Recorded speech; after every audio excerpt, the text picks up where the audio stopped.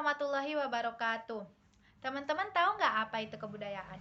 Jadi, kebudayaan adalah hasil karya manusia dalam usahanya mempertahankan hidup, mengembangkan keturunan, dan meningkatkan taraf kesejahteraan dengan segala keterbatasan, kelengkapan jasmaninya, serta sumber-sumber alam yang ada di sekitarnya. Dan juga kebudayaan itu bisa dikatakan sebagai perwujudan manusia yang dihadapi dalam proses penyesuaian diri dengan lingkungannya. Sebelum saya melanjutkan materi saya, terlebih dahulu perkenalkan, nama saya Yusri Aziza Sabila dengan NIM 1057311144420. Yang mana materi yang saya bawakan yaitu tentang kebudayaan, peradaban, dan sistem nilai budaya. Yang mana materi ini dibina oleh Ibu Dr. Haji Fatmawati Andi Mapasere, MSI. Konsep kebudayaan. Kebudayaan berasal dari kata budaya, yang mana kata budaya ini diserap dari kata Sanskerta, yang mana artinya yaitu budaya, yaitu bentuk jamak dari kata budi, yang berarti budi atau akal. Menurut pandangan Konghucu-Diningrat, budaya itu memiliki 3 perwujudan.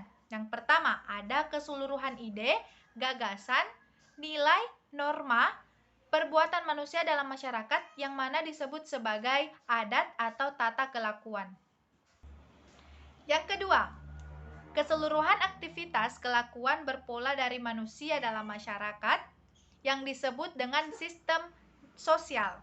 Sistem sosial terdiri dari rangkaian aktivitas manusia dalam masyarakat yang selalu mengikuti pola-pola tertentu berdasarkan dari tata kelakuan.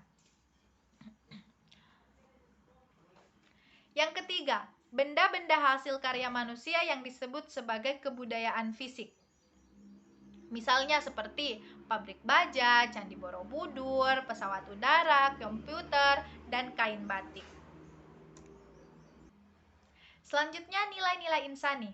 Nilai-nilai insani diterapkan dan dikembangkan sehingga sempurna. Tidak memisah-misahkan dalam kebudayaan alam, memanusiakan hidup, dan menyempurnakan hubungan insani.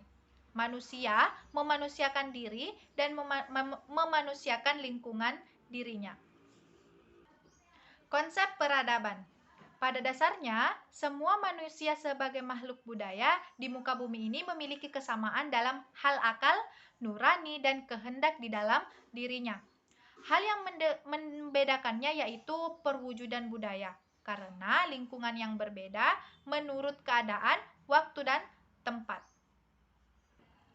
Perwujudan dari budaya dilaksanakan dengan menekan akal, dalam artian ratio, semata-mata dengan mengabaikan nurani yang berlainan dengan perwujudan budaya, yang didasarkan pada akal, nurani, dan kehendak sebagai kesatuan yang utuh.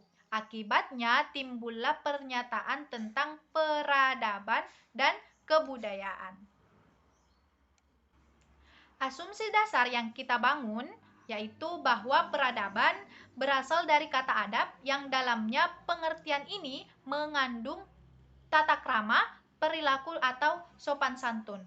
Dengan demikian, peradaban adalah segenap perilaku sopan santun dan tata krama yang diwujudkan oleh umat muslim dari waktu ke waktu, baik dalam realitas politik, ekonomi, dan sosial lainnya. Akan tetapi, dalam bahasa Inggris terdapat peradaban pengertian antara civilization untuk peradaban dan culture untuk kebudayaan. Demikian pula di dalam bahasa Arab, dibedakan antara sakafah dalam artian kebudayaan dan hadaroh dalam artian kemajuan dan tamandun yang artian keperadaban.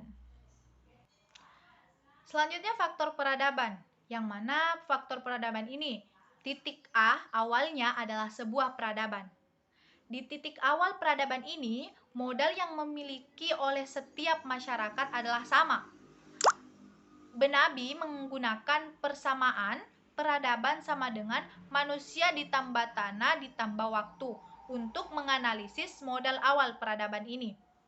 Tetapi untuk bisa memulai proses peradaban adanya 3 faktor di atas berjumlah cukup untuk menggerakkan proses itu.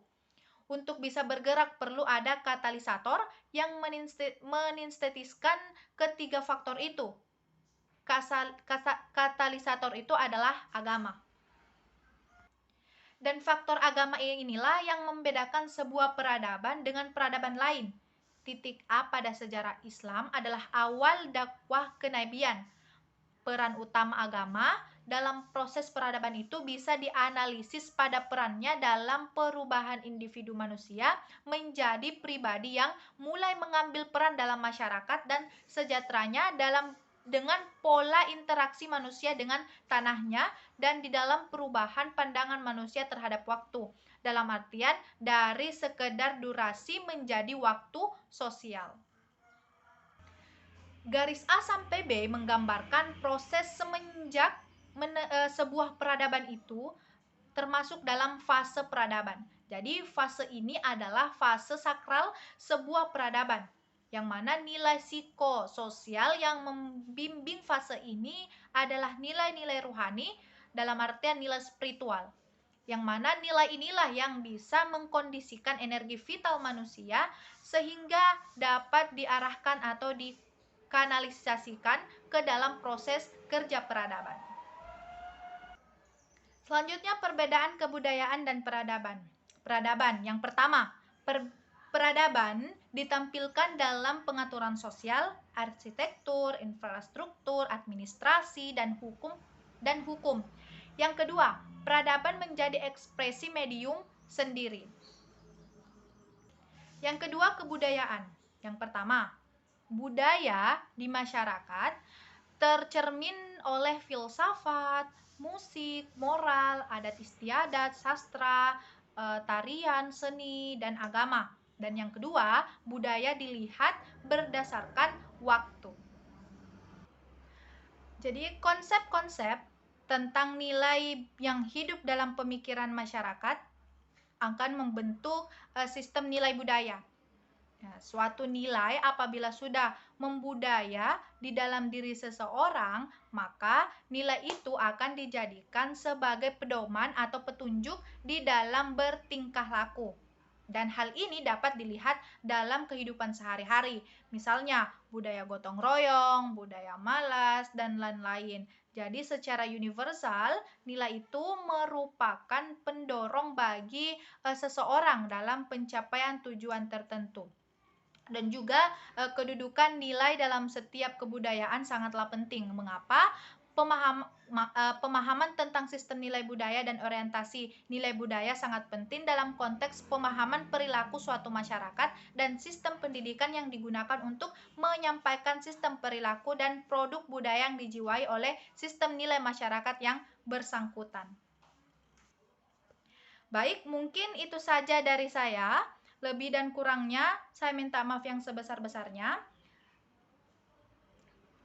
Thank you for watching. Wassalamualaikum warahmatullahi wabarakatuh.